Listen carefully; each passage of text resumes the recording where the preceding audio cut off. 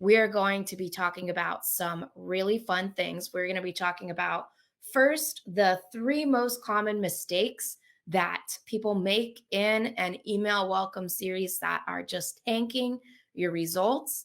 We are going to then talk about the foolproof 6-step process that you can follow to create email sequences that sell. You can use the same process for any type of email marketing sequence, but obviously today we're going to be focusing on applying it to a welcome series.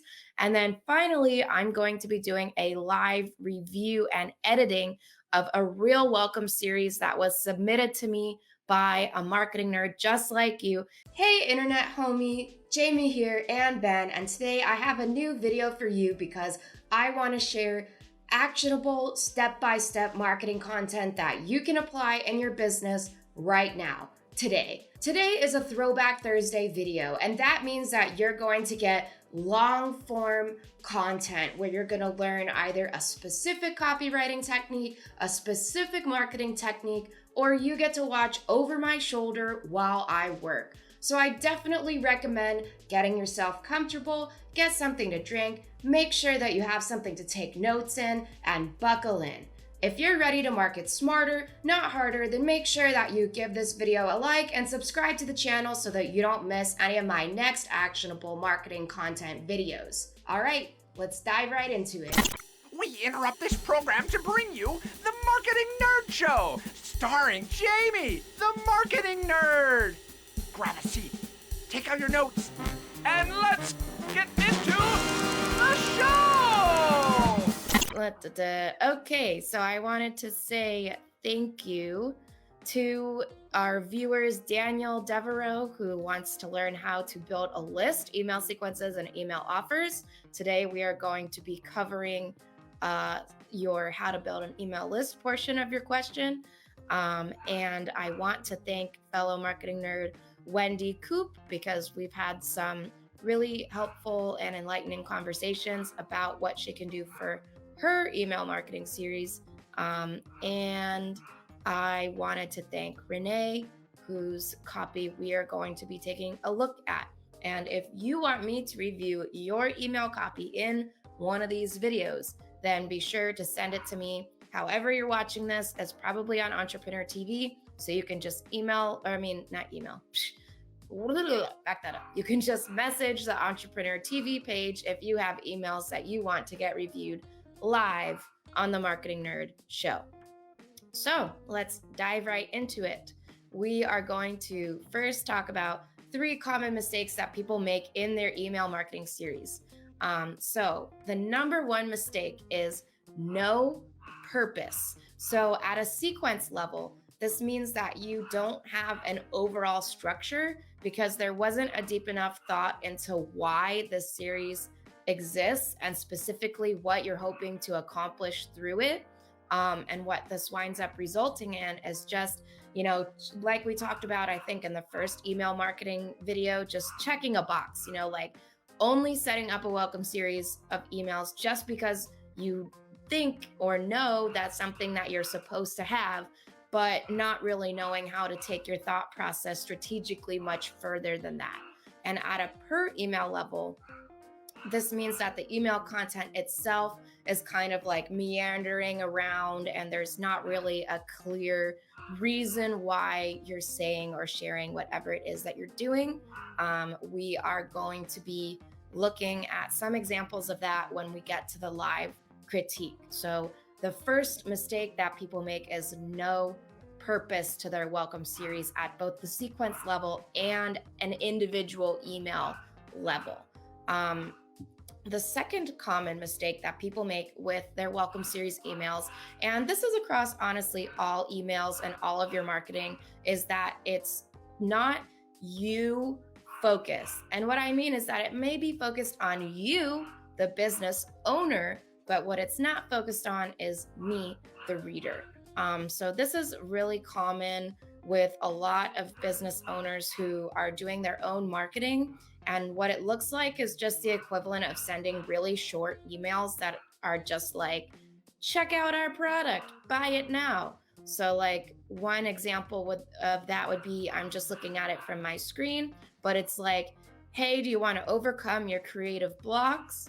The author of this course has been and it says their name, but I'm just trying to, breeze through it, has been a professional artist for over 4 decades. Every artist knows that you can't call on your creativity on demand, but when it's your professional career, sometimes you have to sharpen and speed up your creative production. The author of the course understands the pangs of being an artist, from anxiety to creative blocks, better than anyone. That's why he worked years on documenting his lessons for other artists to learn from. Thus, his program, the name of the program, was born. And then it says exclusive sneak peek of the program, and it just has 2 little pictures and then a button that makes you link out to view more about the course. So what do you notice about this email is that it says his name. Nobody knows better than him, like, that the stuff that you're facing is a problem. But see, we're winding up putting you, the prospect, second in this case, and the business owner first. So it's not you focused enough is the second common mistake that people make across all email marketing, but especially in welcome series. And then finally, the third most common mistake that people have as far as trying to build their list and get on a welcome series and stuff like that is that the lead magnet or content opt-in is not relevant to the offer that you're actually making. So that sounds kind of weird, right? But you would really be surprised how often this is the main problem. So one example would be that the email that I just read to you is trying to market a online course. But how did people get onto this email list, and why am I receiving this email in the first place?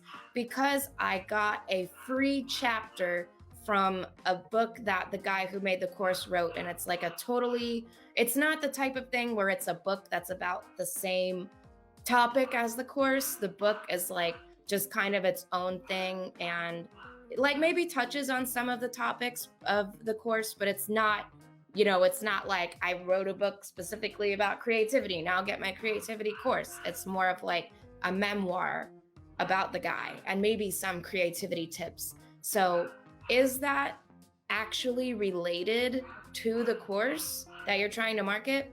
No. So how would we change this? How can we fix this disconnect? And how could we change that content opt-in so that it's more relevant to the offer? What we could do is instead of giving away a free sample of a book that's like a separate product and not entirely related to the online course, you could try doing something like giving away a free module of your course. And we're going to cover this in a little bit more detail when we talk about the 6-step process for email marketing success. And I think it will make a little bit more sense. So let's move on to that and talk about the process, the 6 steps that you can follow to avoid these common welcome email series pitfalls. The first step is that you should decide on your conversion goal. I highly recommend that you watch my Fuck the Sales Funnel presentation because it has a lot more detail on just this overall thought process and goes really granular step by step on exactly how you should do it. I'm going to try my best to remember to write it as a comment separately, post it on this video.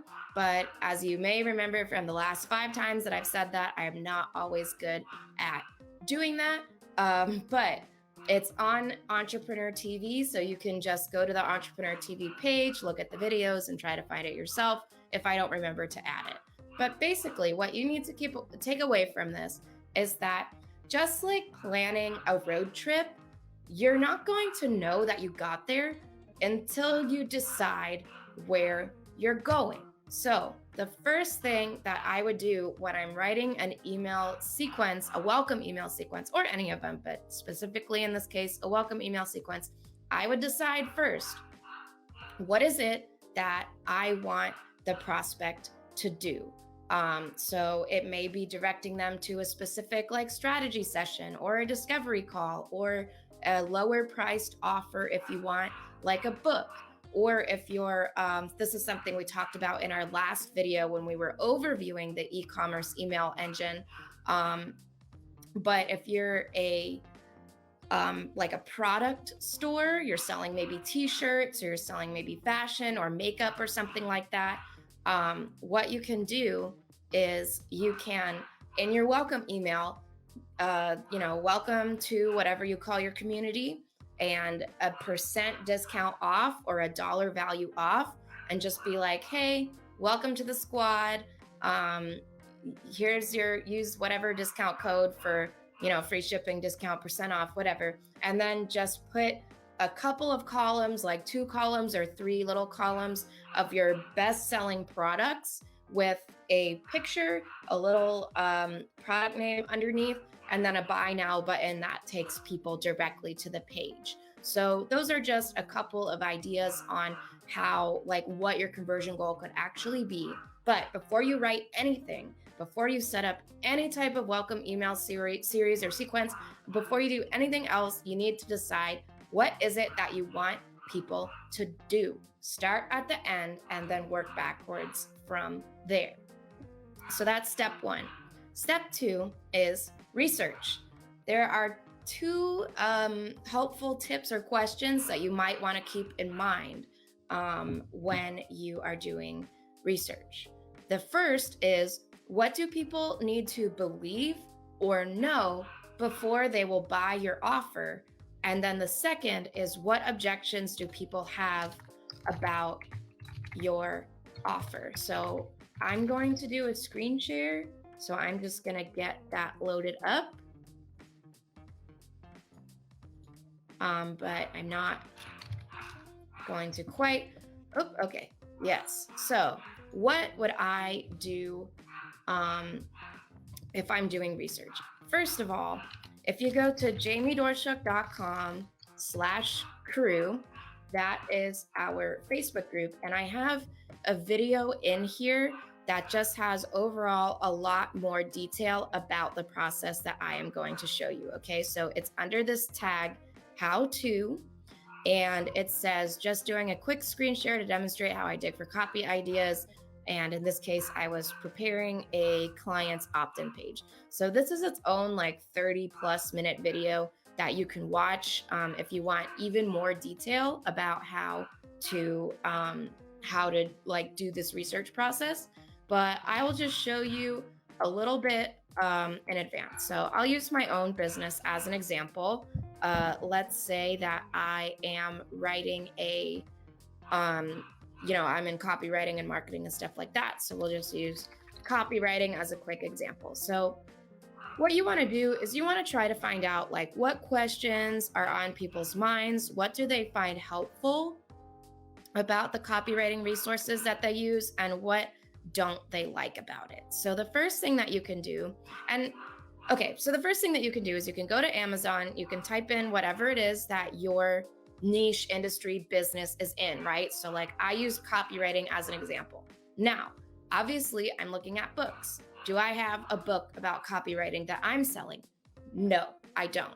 I'm selling services, done for you services. So why am I looking at books or at products that are not like exactly the same as what it is that I'm selling? The reason is that it doesn't matter. You are just trying to get an idea of what is on people's minds. So you want to find out what they love and what they hate. In this case, I might look at 1-star reviews. So all the 5 stars reviews are written by copywriters. If you bought the book or sold, you won't learn trade secrets from any book or course because they exist purely to sell you and get money. Hook up with a real writer and ask them to mentor you. It's the only real chance to learn how to write copy with integrity. Don't get ripped off. So even in this one little example, there are a couple of things that I could take away. Something that I could take away is, with integrity. So I could be trying to tell people, how can you sell your products like in a way that you feel proud of? Like I actually have a blog post called How to Sell Without Being a Scumbag. and stuff like that. So that's one thing.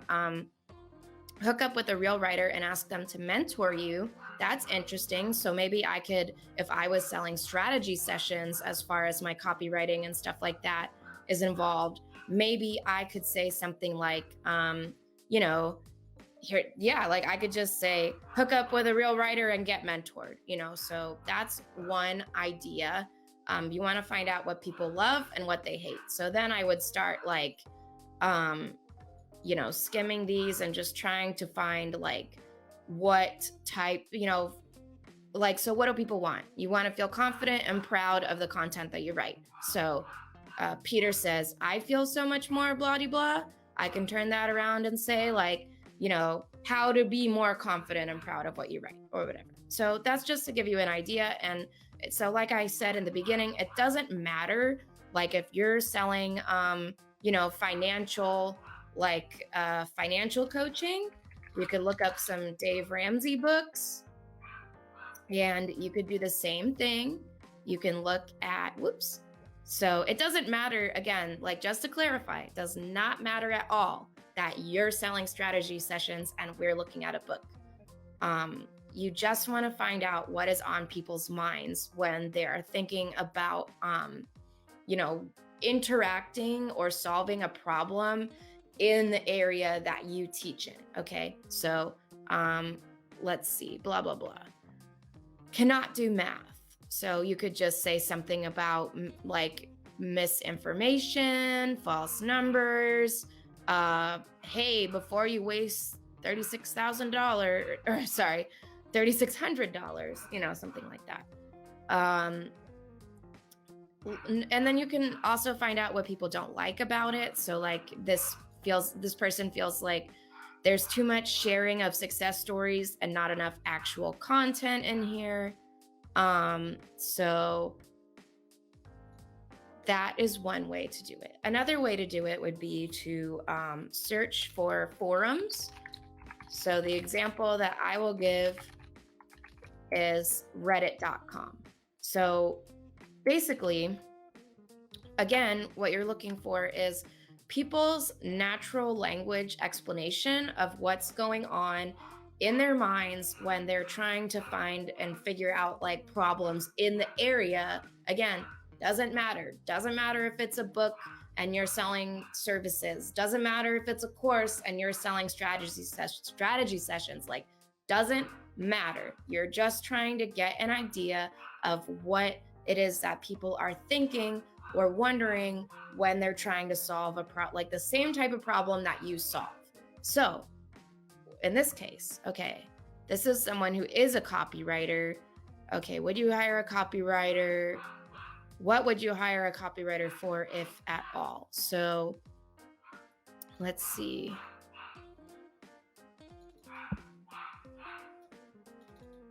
So, if I offered social media copy, which I don't, I could think about including some of these assets like social media, organic posts, help you with your influencer posts. PPC ads are something that I would do, scripting video language and stuff like that. So copywriter for a Kickstarter campaign, like maybe I could say, I can help you in a strategy session, maybe like, let's review your ads. Let's make sure that your copy is designed to convert into followers I don't really care about followers, but I would say designed to convert into sales. Yeah, product sales, affiliate sales, whatever. So you're obviously going to have to kind of sift through this and make a decision yourself about what's relevant and what's not. So let's see. If I could afford a copywriter, I would get them to write, email copy. Well, I don't write blog posts, so in my case, I would ignore that, stuff like that. So is it worth it to hire a copywriter? Ooh, this one's downvote. Okay, tryfiverr.com. Boring. All right, blah, blah, blah. Let's see. A small agency locally, $90 an hour to write brand story, estimated to take 6 hours, $600.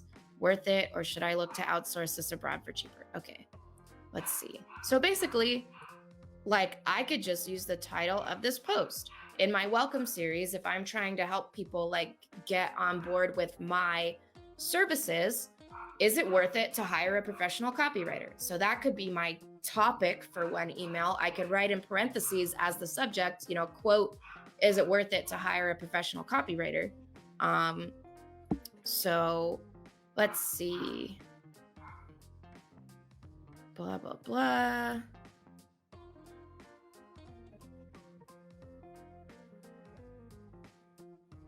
Use copywriters, no questions, stuff like that. Okay, so anyway, that's how you could use a forum. I like reddit.com, but like if I was maybe selling personal, like if I was someone who was selling help you get your finances organized stuff, I would go, they have go on Reddit and figure out how it works. It's just basically a big forum. So like this is what the homepage looks like. So it's basically a big forum umbrella, like Yahoo Answers or whatever, and it's full of different little forums, which each one focuses on a specific topic. So in this case, I went to personal finance. If we're saying that maybe I'm someone who sells personal finance services, and then what I would do, you could go into top. And again, some of it is like AT&T applying customer loyalty speed upgrades without customer consent. Or if you've been ripped off by Comcast, like this stuff might not be relevant to me, but, I made a spreadsheet for people who don't know how to budget. Like you could use that if you have a similar tool or a calculator or whatever. You could just take this post, text, say, I made a, whatever, like if it's not a spreadsheet, just write calculator or something for people who don't know how to budget. And then you could look basically at the comments here and see if it loads. Okay, amazing spreadsheet at first glance. Okay, so that one's not super helpful.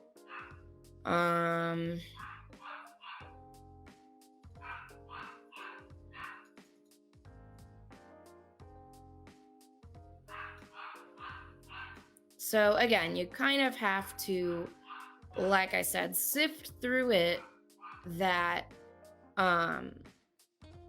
to find what's like relevant for your offer and what's not. You'll have to use a little bit of judgment.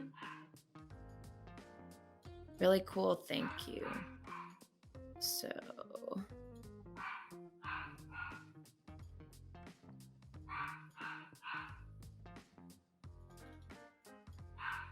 big help in my life since I started budgeting with it.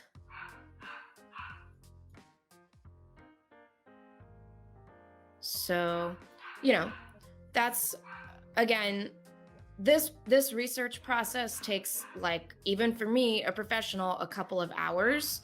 So you should just be prepared to kind of go through that. And then finally, the other tool that I wanted to share with you is called answerthepublic.com.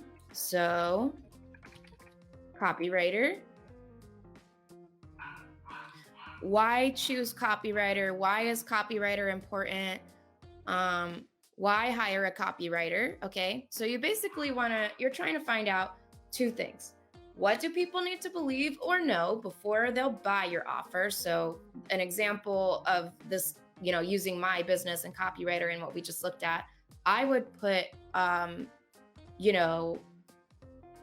why hire a copywriter, for example, like in there. And then what objections do people have about your offer? So that other, Reddit thing or whatever that we were looking at, where we could be like, is hiring a copywriter worth it? And I also know in my industry that a lot of the clients that I've worked with have been burned by marketers in the past.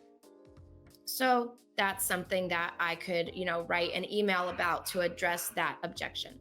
So while you're doing your research process, you'll pop into your email engine templates. And, this is one of 8 of the email series that you get in the email engine. And what you'll do is you can just pop in here. So I put notes under all of this stuff. So I might write, this is the welcome. So this one I'll put like welcome. Notes, is hiring a copywriter worth it?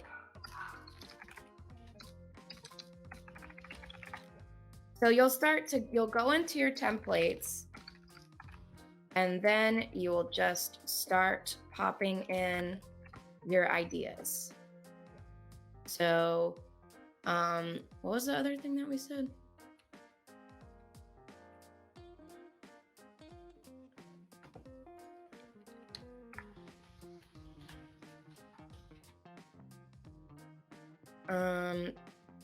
So that's just an idea on how you would use that. So you could also use competitor research. And I just overall highly recommend, besides getting the email engine templates so that it's just much easier for you, I've done all the organization for you and stuff like that. And you can just come and pop in all of your ideas here and then get writing. I would also check out that longer video that I showed you in the Facebook group, the Marketing Nerd Crew, which is under the tab of how to, because it is a much longer deep dive into what it is, this research process that I was just showing you. So let me get my stuff back all together. Okay, so that's step 2 is your customer research. Step 3 is your outline. And that is what you're looking at over here. After you have your research done and you start to get an idea of what people need to believe that to get your offer, or what objections they have about your offer, then you'll start outlining and start popping in your ideas into your template here.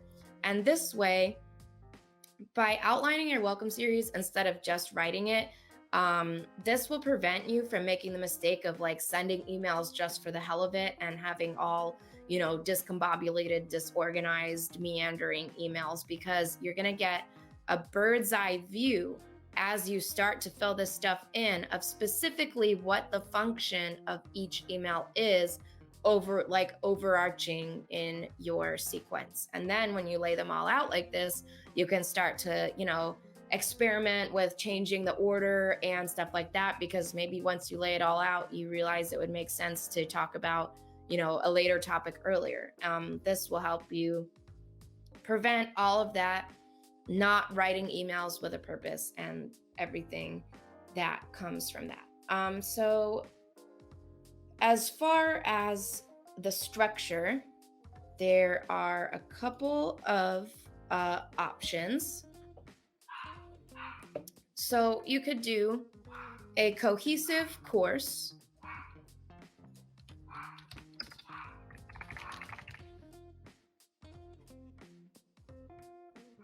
You could do a cohesive email course where all of the welcome series email content is directly related to each other. One example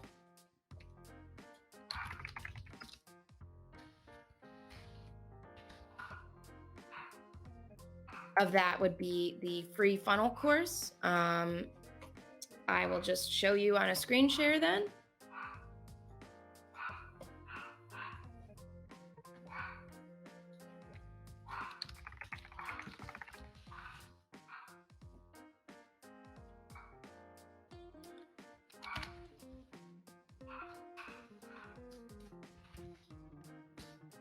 So you can find this at jamiedoerschuck.com/funnel if you want to check it out and get an example of this one delivered straight to you. But basically this, I had to reformat it for something else that I did, where I had to give it as a PDF download instead of a dripped course. But this will just give you an idea of we can just scroll through it really quickly. Everything that says lesson 3 was at some point like a separate email. But like I said, I had to combine it and put it together into one PDF for that. But this is like, I go beyond what is in the email engine template because it's just 7 emails in here. But I did 30 for my own personal onboarding sequence, and we talked all about last time how that has really helped with my engagement. Something else that you can do is you want to introduce people to your most popular free content. So you can write like a little bit of benefits-based copy and, oh, check it out. You could do it either without any type of wrapper, just treating each email as its own individual thing. Or you could put it as free gifts, which is something that I've done in the past with clients, where technically all we were doing was introducing them to some of this authority figure's most popular content. But we had set it up in the initial email as like, hey, as a special welcome for getting on my list, we're going to be giving you like 3 or 4 whatever free gifts over the next few days. And then the 7th email in that series was a sales email for a product that we were promoting.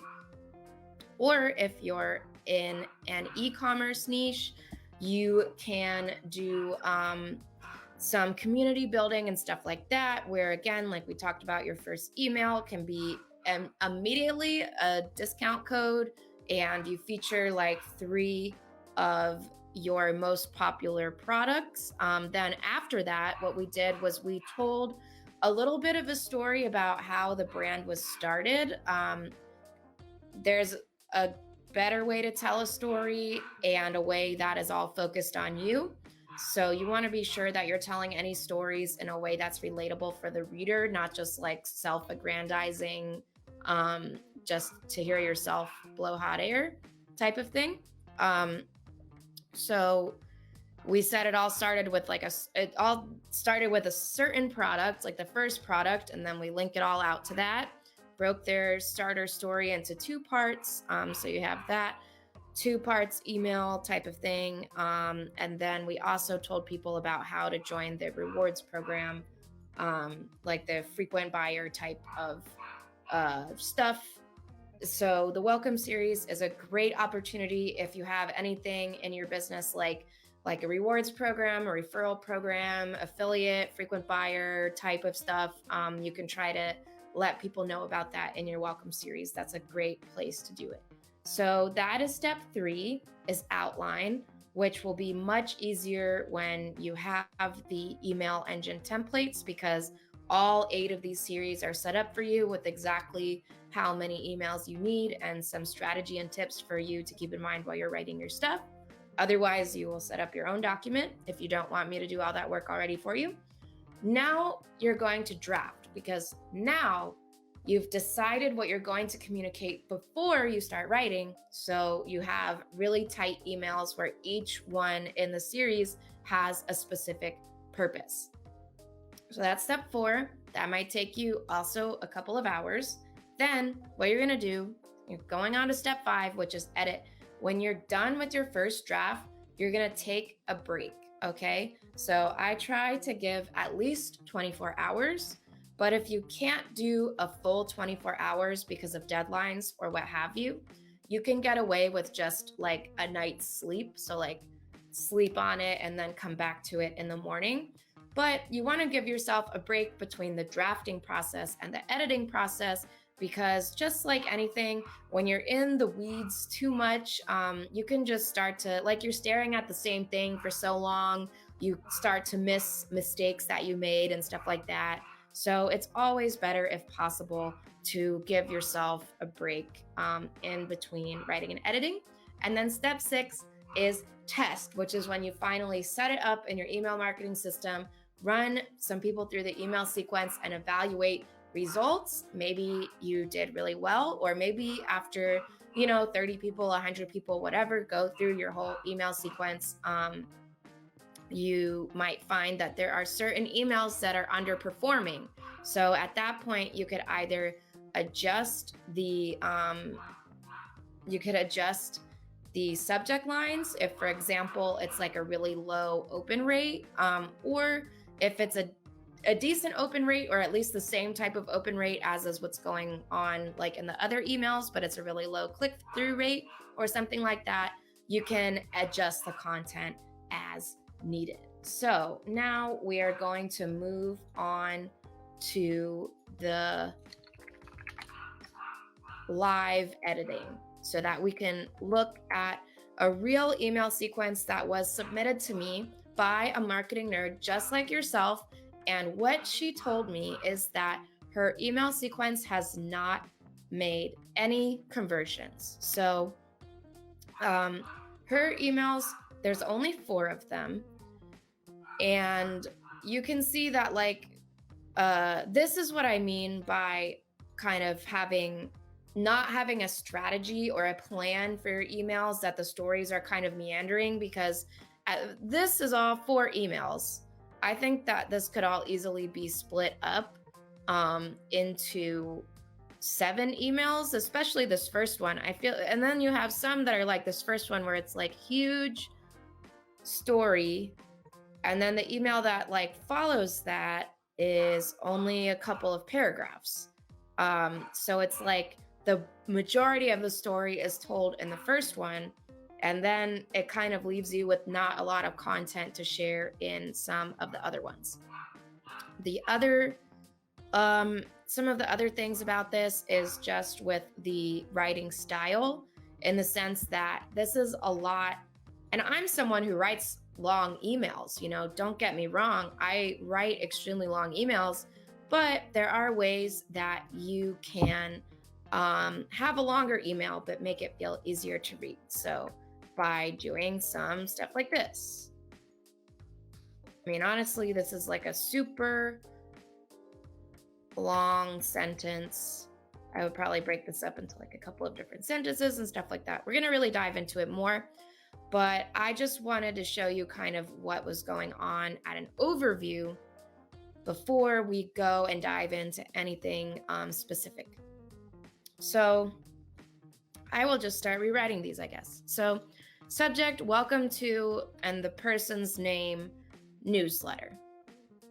And we talked about this in Email Marketing 101. Most people, when they're approaching their email marketing, they, you know, obviously that you have to write a subject line, but not that many people think to write the preview text, which, just to clarify, like, let's get clear on what the preview text is. It is that you're going to have a sender name here. That's going to be your name. And then you're going to have the subject line here. The preview text is what follows after. So, hi, Jamie, are your people working out deals, but nothing is closing? Check out this short clip from a recent blah, blah, blah. So that is what the preview text is. And a lot of you guys make this mistake of not setting the preview text yourself. So in that case, the email software, like whether you're using MailChimp or ActiveCampaign or ConvertKit or whatever, that is going to determine the preview text for you. And you don't want to let it do that, because then you get stuff like this: heard, author name, I need to get my money right so many times, and a little bit more about how I ... Or you get some stuff like this that says like unsubscribe with the link and stuff.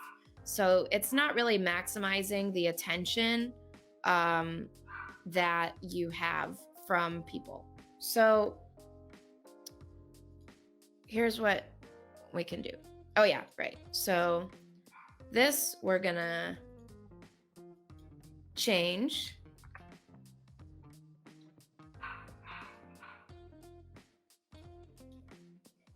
This we're gonna change.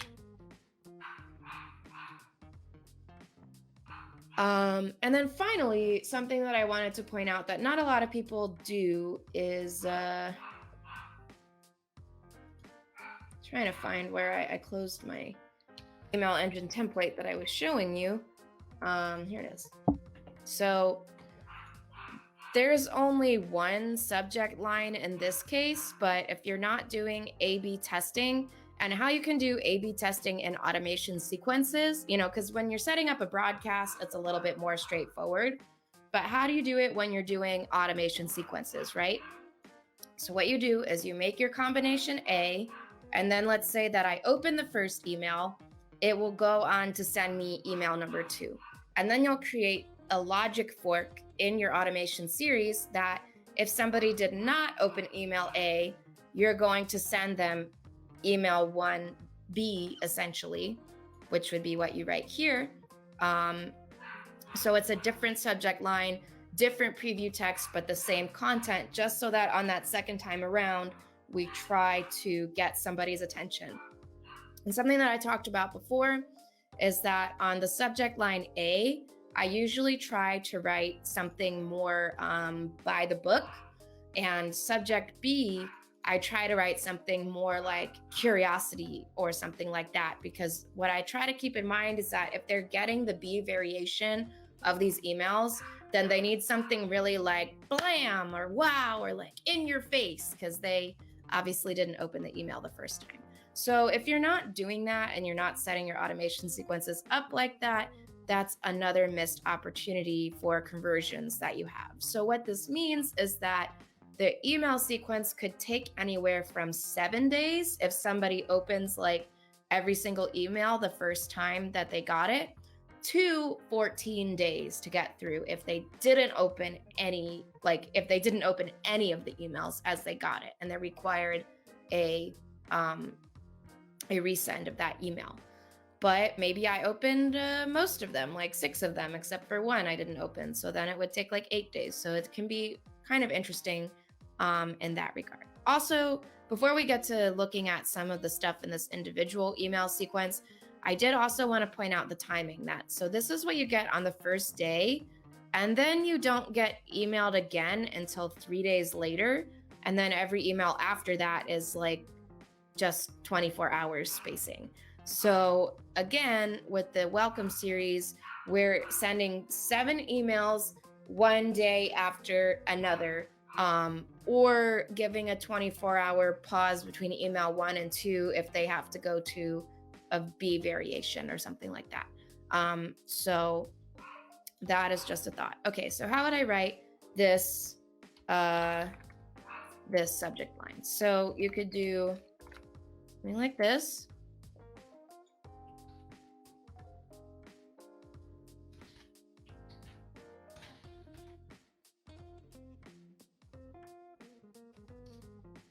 Maybe here. Something like that.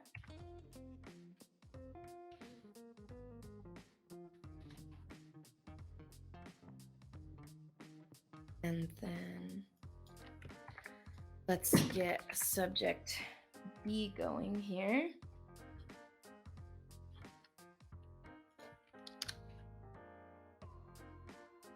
I just go with hey or like hi, because that is one of the most popular email subject, like the highest open subject lines. So that might be what I do. Mark these red because I'm going to probably get to them later. Okay, so like welcome, thank you, welcome. This isn't your average newsletter. Here's what you're going to learn. And then we start going like into a story.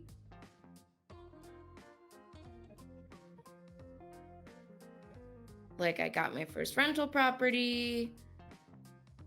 I think that this story overall could have been broken up into like 2 emails or so. So maybe, okay.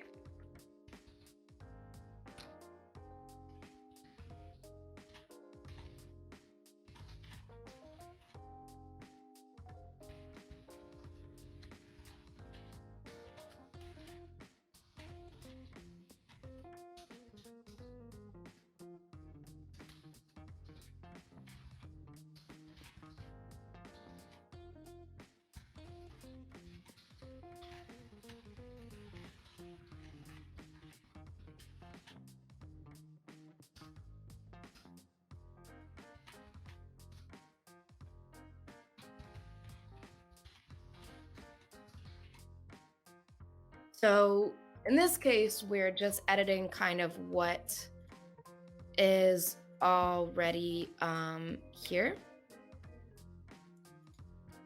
and not going through the full process.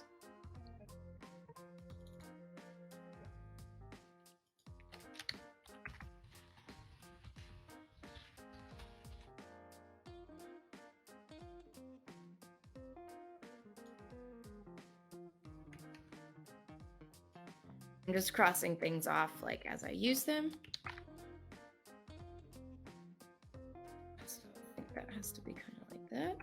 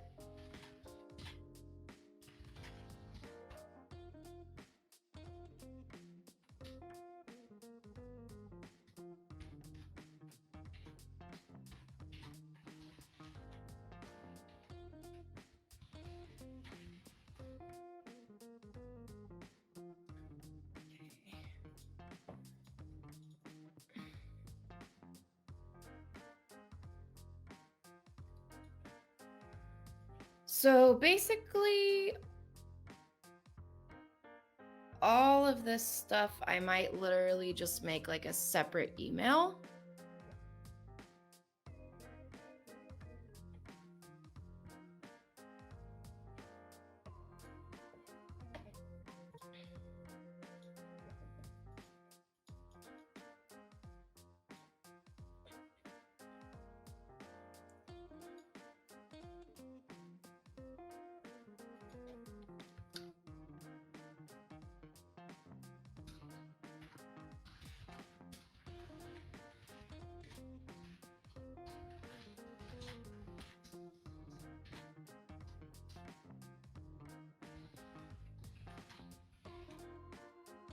I mean, I use strategies here and I'm saying strategies here again. So this is repetitive language. So I would probably try to delete that later, but just for the sake of time.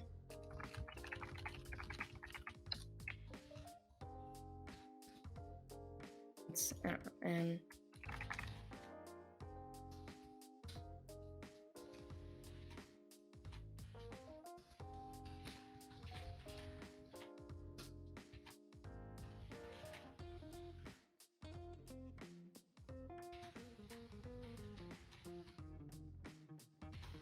something like that, I think.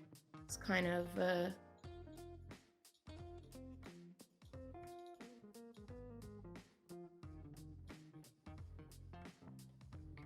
I might take this. I'm gonna cross it off because I'm using it.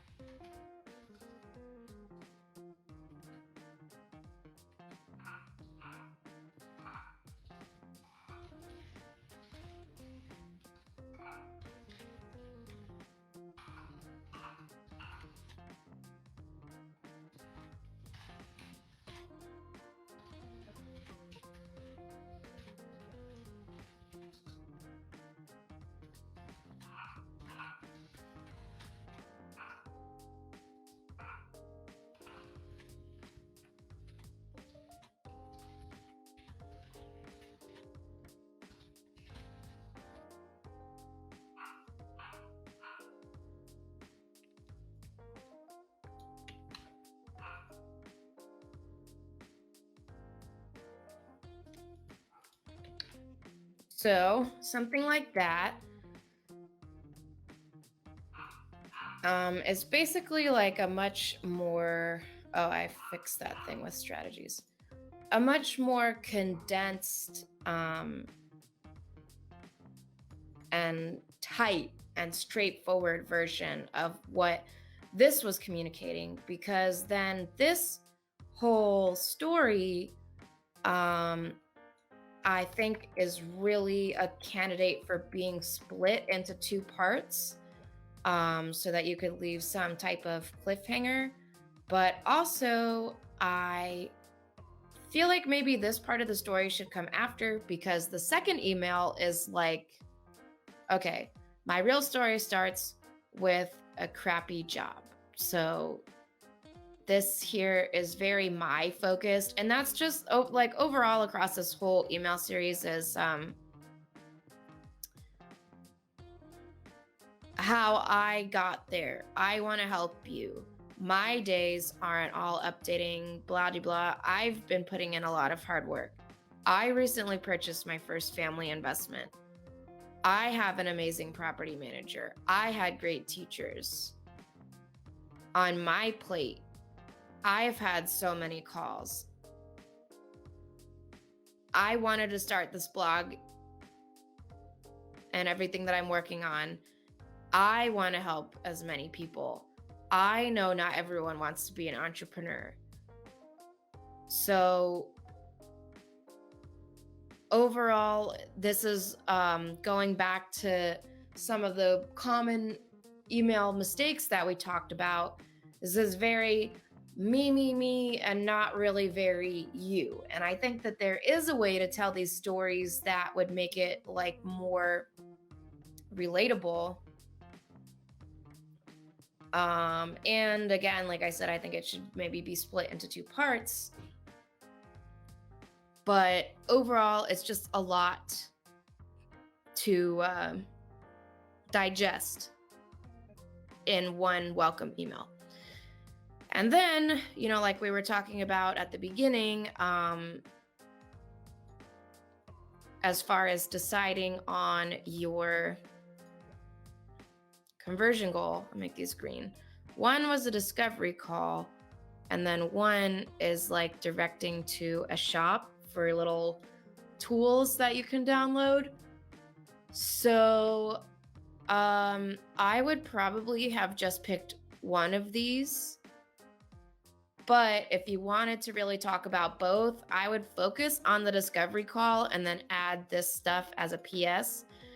And then the other thing that you would have to do when you're thinking about a welcome series is decide in the structure, do you want to have your offer at the beginning or at the end of the series? And there are times and situations where both make sense, like each one, not both at the same time.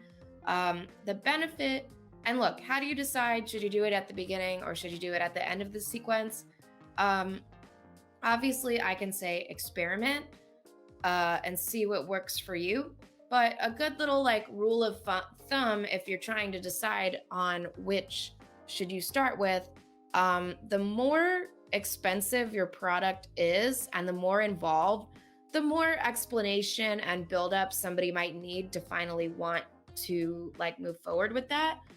Versus if you have something kind of cheap or an impulse buy, if you're specifically an e-commerce store like selling t-shirts or makeup or some of the other examples that we've been working with in that industry, then you might want to be making the offer first. So the benefit to making the offer first is that you can keep making offers throughout the rest of your welcome series.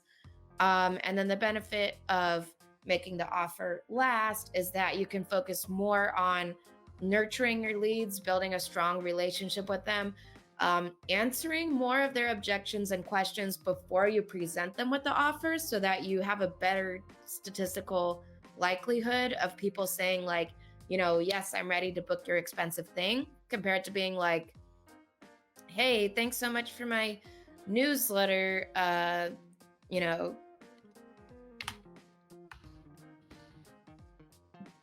here's what you can expect, and by the way, book like $1,000 session with me or something like that. Like if you're trying to get people to make like $1,000 transaction in the first email, they're definitely going to have a lot of questions, and probably not many people are going to be ready to spend $1,000 with you right when they first meet you. So that is just a little rule of thumb, but you'll have to decide when you're using your e-commerce email engine templates, which way you want to do it. And in this case, she has it at the end, so we will probably keep it at the end in this case. So I think we have a little bit of time to maybe kind of go over some of the subject lines. Obviously, all these preview texts are really whack, so don't forget to set your preview text when you're writing your stuff.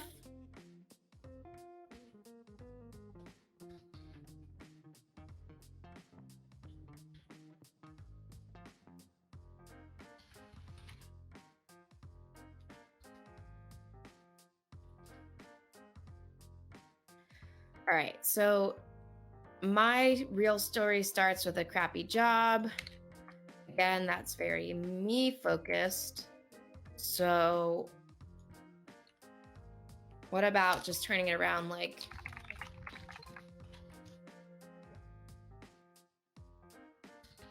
something like that?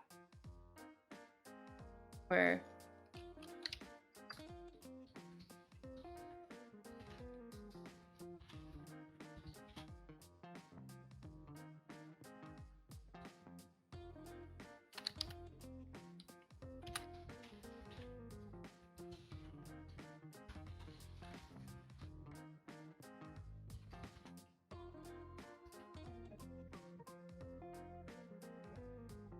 okay.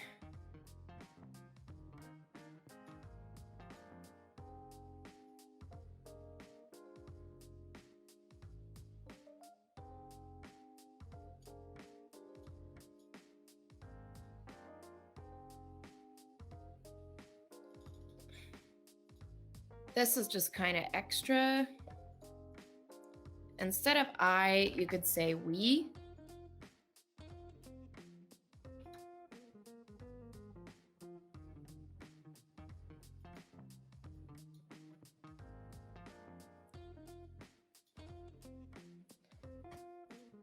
This is just kind of extra.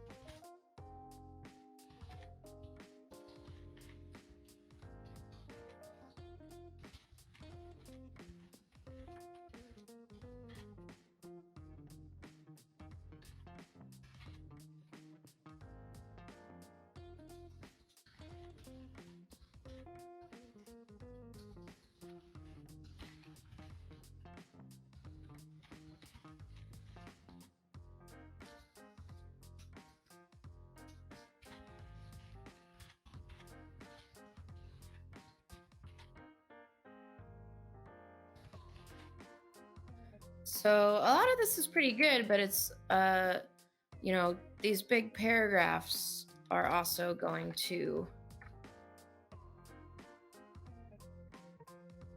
prevent people from reading.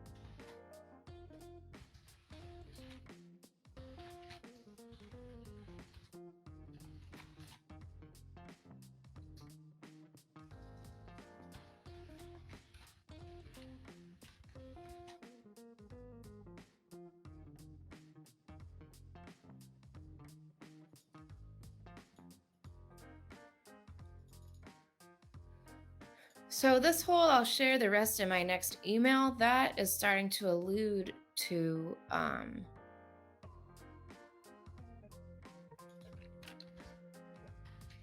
the multi-part storytelling that I was talking about.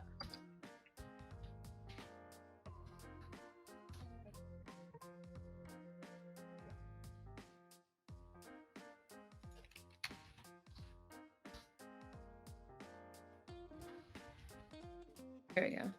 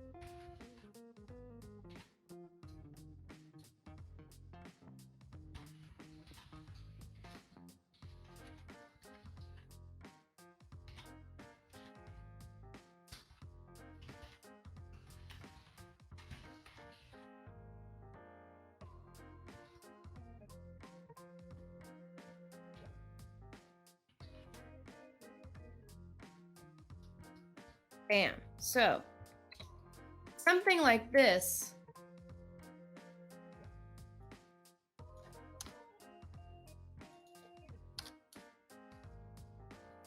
just makes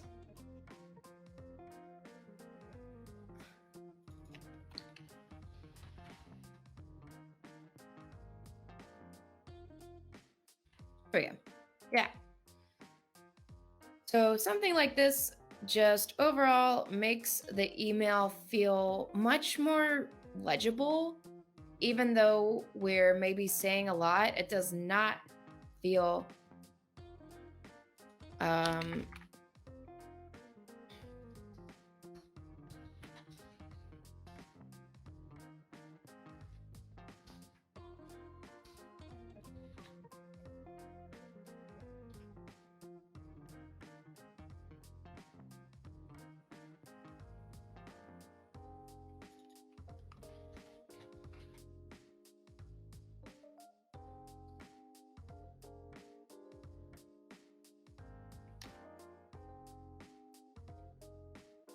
there we go.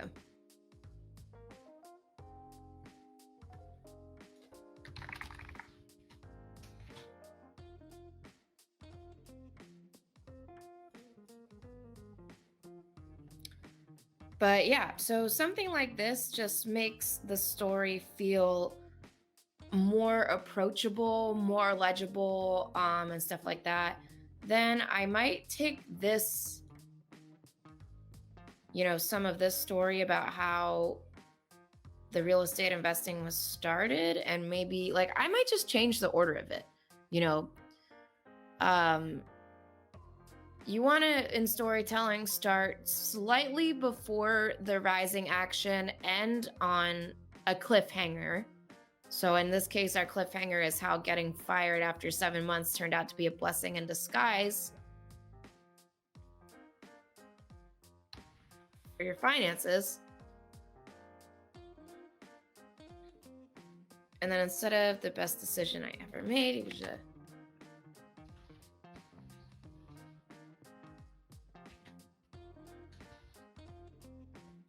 something like that.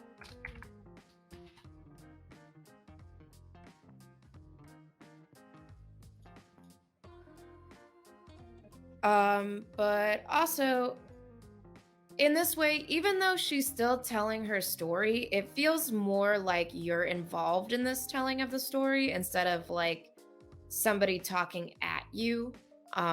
It's the difference between somebody having a conversation with you and somebody just talking at you, and you wish that you could leave the conversation. So that, I hope, is at least illustrative of how you can approach your welcome series. That is all that I've got for us today. If you're ready to start writing and you want all 8 of these email sequences already taken care of for you so that you can just pop right in and have all of the hard work of the structure and everything, blah, blah, blah, all taken care of. I've already done all that hard work for you in designing the sequences and setting up your document. All you have to do is write. So just head over to jamiedoerschuck.com/email engine to get those templates. If I brought you any value at all today, please spread the word about Entrepreneur TV by sharing this video. It would really mean the world to me if you could just take a second, share this video on your Facebook, or even with just one friend who you think could use this information, because I spend a lot of time putting together the Marketing Nerd Show so that I can help business owners just like you all over the world make a living doing what they love. And finally, if you want to continue the conversation with me, you can join me inside of my Facebook group, the Marketing Nerd Crew, where you can ask me your questions and you can share your marketing and sales material for feedback and learn more about how we can work together. So you can find that at jamiedoerschuck.com/crew. Now, what should you do if you want to continue learning about copywriting? What's a good next step for you to take after this video? Definitely make sure that you join my free 1-month sales copywriting course where you're going to learn step-by-step processes for research, strategy, and of course, even more in-depth techniques on how to write stuff like sales pages and email sequences like you just learned today. You definitely want to join that and check that out at jamiedoerschuck.com/funnel. Also, if you want to join a community of smart marketers and business owners just like you, then come join our secret society. You'll find that at the Marketing Nerd Crew, jamiedoerschuck.com/crew. That's a place where we can connect with each other. You can get advice, not just from me, but also from professional marketers and high-level business owners just like yourself. Also, I heavily moderate the group so you can be sure that there's nobody in there trying to scam you or sell you anything. You can find that link at jamiedoerschuck.com/crew, and you can find all the links that we just talked about, as well as all the other places of the Marketing Nerd community, in the description below. So if you like this video, then remember to hit that like button and subscribe to the channel so that you don't miss any of my next free actionable marketing strategies. Thank you so much again for watching this far. I really appreciate it. If you decide to give any of these strategies that you learned in this video a try, please leave a comment and let me know how it goes, because I would love to hear from you. Also, if you're looking for something to watch next, definitely check out these 2 videos that just popped up on the screen for you, because I've personally selected them to follow what you're watching right now, so you know that you're gonna love them. Thank you so much once again for watching today's video, and I'll see you next week. Bye for now.